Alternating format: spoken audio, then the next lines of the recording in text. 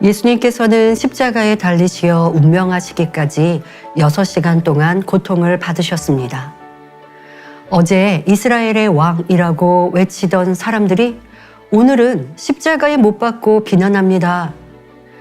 만약 여러분이 이러한 극한의 고통에 처해 있다면 그 순간 여러분은 어떤 생각을 하실 것 같나요? 예수님께서는 이런 억울한 상황에서도 너희들이 어떻게 그럴 수 있냐고 되물으시며 울분을 토하신 것이 아니라 오히려 영혼들을 위해 마지막까지 온 힘 다해 사랑의 마음을 외치셨습니다. 오늘부터 온리 바이블을 통해 예수님께서 십자가에 매달리시며 고통 중에 간절히 외치셨던 7가지의 말씀, 가상 7원 속에 담긴 주님의 사랑을 묵상해 보도록 하겠습니다. 누가복음 23장 33절부터 43절. 해골이라 하는 곳에 이르러 거기서 예수를 십자가에 못 박고 두 행악자도 그렇게 하니 하나는 우편에 하나는 좌편에 있더라. 이에 예수께서 가라사대 아버지여 저희를 사하여 주옵소서 자기의 하는 것을 알지 못함이니이다 하시더라.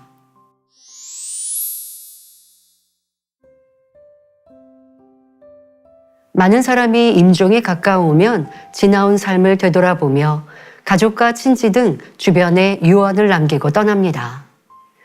예수님께서도 십자가에 달려 운명하시기 전에 마지막으로 7마디 말씀을 남기셨는데 그것이 바로 가상 7원입니다. 예수님께서 십자가를 지고 구원의 길을 완성하시려는 시점에서 남긴 가상 7원에는 어떠한 영적인 뜻이 담겨 있을까요? 이 시간은 제1원과 제2원에 대해 살펴보겠습니다. 제1원, 아버지여 저희를 사하여 주옵소서 자기의 하는 것을 알지 못함이니이다. 하나님의 아들이신 예수님께서 저주받은 자가 달리는 나무 십자가에 못 박히신 것은 순전히 우리의 죄 때문이었습니다. 이런 사실을 알지 못한 로마 군병과 이스라엘 백성은 십자가에 달리신 예수님을 멸시하며 흉악한 죄인 취급을 하였습니다. 오직 선만 행하시고 흠도 없으신 예수님을 향해 저가 남을 구원하였으니 만일 하나님의 택하신 자 그리스도여든 자기도 구원할지어다 라고 희롱하였지요. 그런데도 예수님은 운명하시는 순간까지 그들을 불쌍히 여기시고 아버지여 저희를 사하여 주옵소서 자기의 하는 것을 알지 못함이니이다 하며 하나님께 용서를 구하셨습니다. 예수님은 권능이 있으셨기 때문에 마음만 먹으면 얼마든지 십자가에서 내려오실 수 있습니다. 그렇지만 오직 하나님의 뜻 가운데 인간 구원의 섭리를 이루시고자 온갖 고난과 수치를 묵묵히 당하셨습니다. 사람들은 예수님이 하나님 아들로서 자신들의 죄를 대속하기 위해 십자가에 달린 것을 알지 못했습니다. 본인들의 하는 행동이 얼마나 큰 죄인지도 몰랐지요. 그래서 예수님은 십자가에 달려 가장 먼저 이들을 용서해 달라고 간구하신 것입니다. 아버지여 저희를 사하여 주옵소서 하셨는데 여기서 저희란 단순히 당시에 예수님을 십자가에 못 박고 희롱한 사람들만 가리키는 것이 아닙니다. 바로 예수 그리스도를 영접하지 않고 어둠 가운데 있는 온 인류를 일컫는 것이지요. 오늘날도 많은 사람이 참된 진리이신 주님을 알지 못하고 엄청난 죄를 짓고 있습니다. 원수마귀 사단은 어둠에 속한 사람들을 주관하여 열심히 신앙생활하는 사람들을 핍박하게 합니다. 이럴 때 마땅히 행할 바가 무엇인지 예수님께서는 가상 7원 첫 번째 말씀을 통해 우리에게 깨우쳐 주십니다. 바로 사랑의 기도를 하라는 것이지요. 마태복음 5장 44절에 너희 원수를 사랑하며 너희를 핍박하는 자를 위하여 기도하라고 당부하셨습니다. 오직 사랑으로 용서하고 간절히 기도하여 구원에 이르도록 도와주는 것이 하나님의 뜻임을 알려주고 계신 것입니다. 다음으로 제2연, 오늘 내가 나와 함께 낙원에 있으리라는 말씀에 대해 살펴보겠습니다. 골고다 언덕에는 예수님의 십자가를 중심으로 좌우편에 두 행악자도 함께 십자가에 매달려 있었습니다. 이때 한편 강도는 예수님을 비방하였으나 다른 편 강도는 오히려 그를 꾸짖고 예수님을 구세주로 영접하였지요. 그러자 예수님께서 오늘 내가 나와 함께 낙원에 있으리라 말씀하십니다. 이것은 회개한 강도가 구원받아 낙원에 있을 것을 약속해 주신 말씀입니다. 또한 예수님이 누구든지 회개할 때 죄를 용서하여 구원에 이르게 할 수 있는 메시아임을 선포하신 것이지요. 그런데 사복음서를 읽다 보면 예수님께서 십자가에 달렸을 때 그 좌우편에 함께 있던 강도들에 대해 기록한 내용이 다른 것을 발견할 수 있습니다. 마태복음 27장 44절엔 함께 십자가에 못 박힌 강도들도 이와 같이 욕하더라 했고, 마가복음 15장 32절에도 함께 십자가에 못 박힌 자들도 예수를 욕하더라 하여 둘 다 예수님을 욕했다고 나옵니다.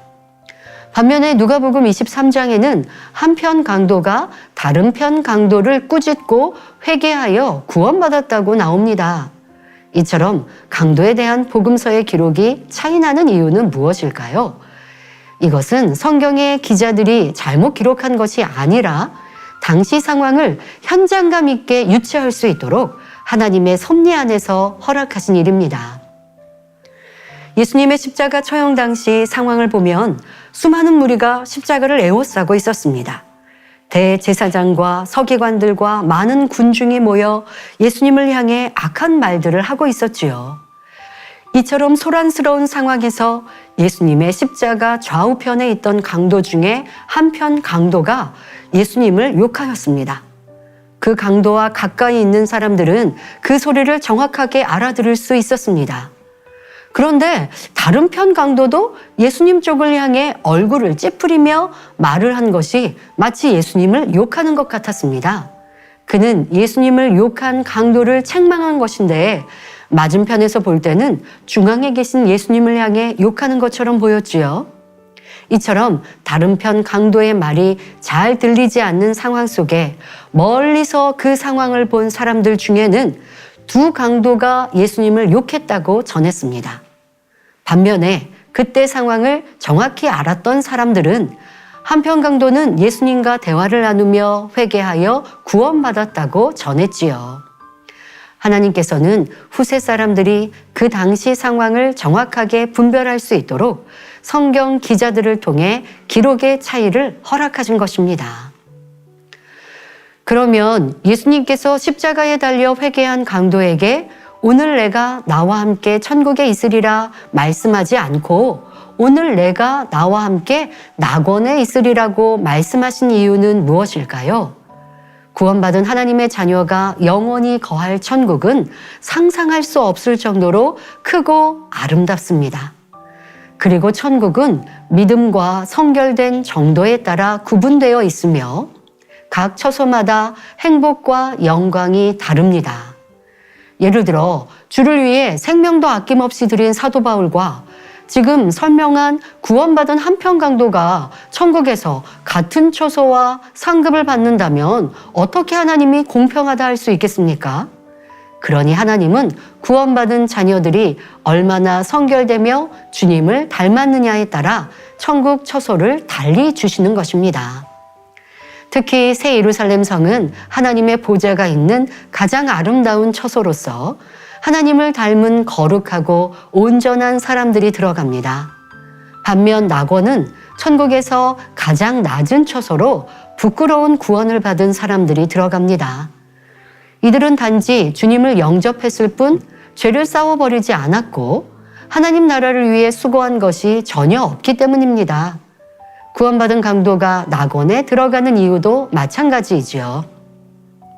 그는 선한 양심을 쫓아 자신이 죄인임을 고백하고 예수님을 구세주로 영접했을 뿐 하나님 말씀을 지켜 행하고자 죄를 벌인 것도 누구를 전도한 것도 아닙니다. 이처럼 주님을 위해 아무것도 한 일이 없기 때문에 상급이 없는 낙원의 약속을 받았던 것이지요. 그런데 예수님께서 오늘 내가 나와 함께 낙원에 있으리라 하셨다고 해서 예수님이 강도와 함께 낙원에 계신다는 뜻이 아닙니다. 우리 주님은 하나님 보좌 우편에 계십니다. 만왕의 왕, 만주의 주가 되시는 주님은 낙원뿐 아니라 모든 천국의 주인이시기에 이렇게 말씀하신 것입니다. 또한 오늘이란 예수님께서 운명하신 날 혹은 특정한 날짜를 지칭하는 것이 아닙니다. 회개한 강도가 구원받아 하나님 자녀가 되니 그가 어느 곳에 있든지 함께 하신다는 의미입니다. 그러면 예수님께서 운명하신 뒤 곧바로 낙원으로 가셨을까요? 아닙니다. 마태복음 12장 40절에 요나가 밤낮 사흘을 큰 물고기 뱃속에 있었던 것 같이 인자도 밤낮 사흘을 땅속에 있으리라 했고, 베드로전서 3장 19절엔 저가 또한 영으로 옥에 있는 영들에게 전파하시니라 하셨지요. 여기서 옥이란 감옥을 말하는 것이 아니라 윗음부를 의미합니다. 예수님은 십자가에 달려 운명하신 뒤 윗음부에 있는 영혼들에게 복음을 전하고 3일 만에 부활하셨습니다. 그렇다면 예수님은 왜 윗음부에 가셨던 것일까요?